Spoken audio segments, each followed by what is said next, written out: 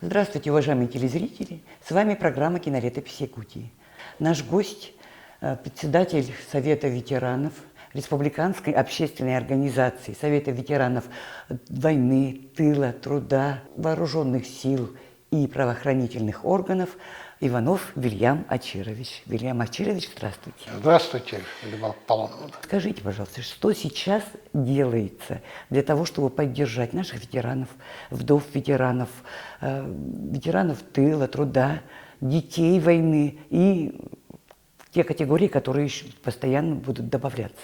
В каждом муниципальном образовании есть советы ветеранов войны, труда, потому что, если у них нет участников Великой Отечественной, у них есть ветераны тыла, дети войны и, конечно, ветераны труда. И вот эта работа в комплексе везде идет, и мы очень серьезно и в контакте на основании правовых документов, нормативно-правовых, как соглашения, договоры, работаем с Министерством молодежи, с Министерством труда, с Министерством здравоохранения, потому что общественная организация не может быть в вакууме и заниматься самостоятельно. У нас нет самостоятельного финансирования, и когда мы с ними вместе создаем мероприятия, проводим, это уже выливается в такое более такое большое, более предметное мероприятие, и, естественно, реализовать его уже легче. Что касается конкретно самих участников, сегодня уже пошло такое направление, что надо говорить уже не только об участниках Великой Отечественной войны, их осталось очень мало. На сегодня только они сконцентрированы в основном в столице республики, в Якутске, 12 солдат Победы осталось. Да? Мы уже работаем и с теми людьми, которые прошли войну в Афганистане с самого начала. Война, контртеррористическая операция была в 2 войнах в Чечне, и сейчас уже возвращаются молодые люди со специальной военной организацией. У нас в президиуме есть члены, представители, проще называя афганцев, те, кто прошел чеченские контртеррористические операции. И, естественно, очень серьезно работаем с молодыми людьми, которые возвращаются сегодня с Украины. То есть мы работаем по всем направлениям, что касается возможности как-то повлиять на те общественные движения, события, которые у нас в стране происходят. Естественно, основной упор делается на работу с молодежью. Уже работаем со школьниками, наставники у нас распределены, не говоря уже о студенчестве и рабочей молодежи. Это новое поколение, им надо для них история Великой Отечественной войны – это уже практически архивные дела. В школьной программе сейчас об этом говорится очень мало. Нужно признаться, что этой темой практически в 90-е годы не занимались. И есть целое поколение, которое не знает, что такое Великая Отечественная война. Могут сказать, что да, война была, мы победили, а конкретики нету. И потом спрашивают, а кто такой патриот? Мы начинаем с того, что говорим, человек не рождается, как юрист могу сказать свое, аксиому, человек не рождается преступником, и он не рождается патриотом или героем. Он им становится, он формируется духовно, морально, физически в той обстановке, которая его окружает. И мы пытаемся, чтобы постоянно в своей работе, чтобы в его окружении мы были ветераны труда, ветераны военных действий, в том числе на первом месте участники войны. Тогда, когда он в таком окружении, тогда, естественно, мы будем уверены, что это растет настоящий человек, патриот своей Родины. У нас в фондах есть фильм, который называется «Неизвестная война». Это цикл фильмов о войне, начиная с 1938 года и заканчивая самым концом уже войны в 1945 году. И когда мы получили на хранение этот фильм, я обратила внимание на солдата, который вытаскивал пушку из грязи, то есть колеса в грязи, он сам измученный, такой, скажем, уставший. И я посмотрела тогда, и почему-то мне показалось, скорее всего, это якут.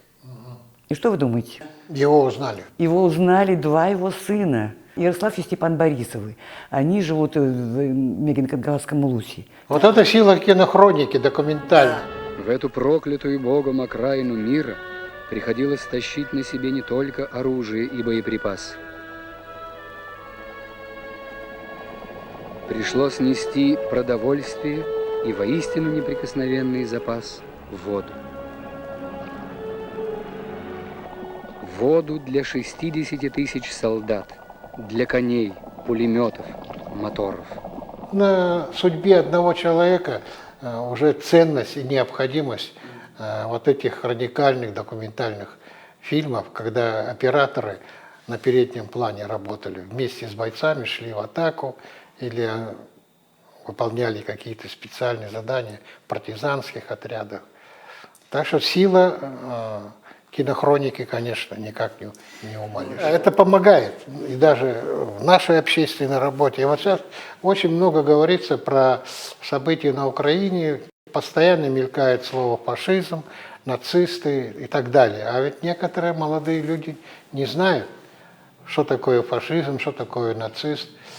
А я, когда встречался с молодыми людьми недавно, я им просто порекомендовал посмотреть фильм Рома режиссера «Обыкновенный фашизм». Там никаких комментариев не надо. Вот недавно, по-моему, где-то на Первом канале, что ли, прошел фильм «Нюрнберг». Ну, там немножко так это, такой, знаете, цветной, накрашенный какой-то, но они там тоже детально показывали, за что судят вот этих фельдмаршалов, которые... И там страшные кадры промелькнули же. И тогда человеку не надо ничего говорить.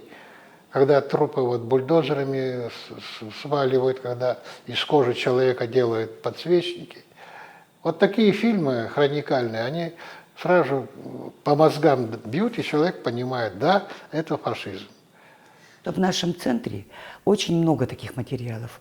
С 90-х годов наши сотрудники занимались активно записью воспоминаний ветеранов войны, и тогда мы насобирали практически по всей республике почти 1500 этих воспоминаний. Они у нас хранятся.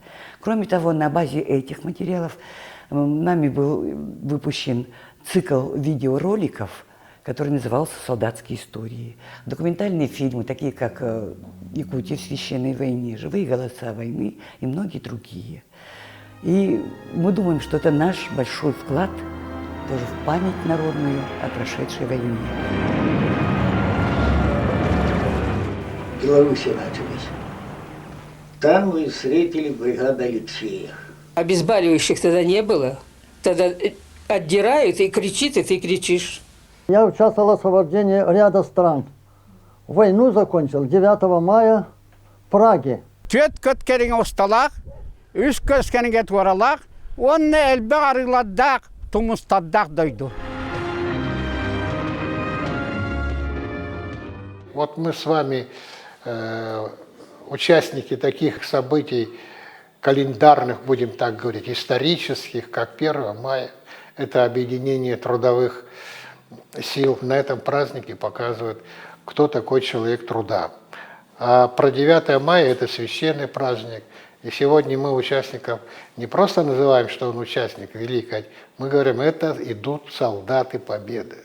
Участники Великой Отечественной войны уже не могут сами участвовать и в маршировках, и в мероприятиях. И вот уже есть прецедент, опыт этот из прошлых лет, что по месту их жительства перед ними проходят новое поколение молодежи и старшее поколение в парадном строю, или исполняют музыкальные номера. Вот музыкальные номера уже были, а в этом году решили, что вот у нас же есть объединение молодежи, юнармия, кадетские классы есть, целая школа. Ну и вот есть офицеры, якутяне, которые свой долг отдали, отслужили в вооруженных силах, и они тоже участвовали вот в поздравлении наших ветеранов. И я думаю, что просмотрев все эти мероприятия, наше население нашей республики, когда в каждой семье есть отголоски вот этих событий, еще раз проникнуться уважением к тем, кто подарил, ну, возможно, это дежурные слова, мирное небо. Оно нам сегодня как никогда нужно, когда молодые наши уже внуки возвращаются с этой специальной военной операции, потому что там не мирное небо, а уже военное небо. А нам бы всем хотелось, чтобы мирное небо было восстановлено на той же Украине. Там целое поколение прозевали, и их там воспитали нацистами, фашистами. Вот нам нужно все сделать, применить все возможности и правительство, и общественные организации, чтобы поколений не потерять. Вот тогда мирное небо будет. Я бы хотел поблагодарить, во-первых, сотрудников кинофонда, архивистов, за то, что они нашли возможность все время пригласить нас, и мы высказали свою позицию. И думаю, что мы и дальше будем работать. А если у вас, зрители, есть документальные кадры, когда вам присылали письма с фронта, это же уникальные документы, чтобы их можно было вот так тоже продемонстрировать путем документального фильма. Или, может быть, даже фотографии сохранились. Вот это было бы совсем хорошо. Большое спасибо, Вильям Анчирович, за нашу сегодняшнюю беседу, за то, что вы приняли участие в нашей программе. И я надеюсь, что наше сотрудничество продолжится, и мы всегда будем рады помочь вам нашими аудиовизуальными документами. Спасибо.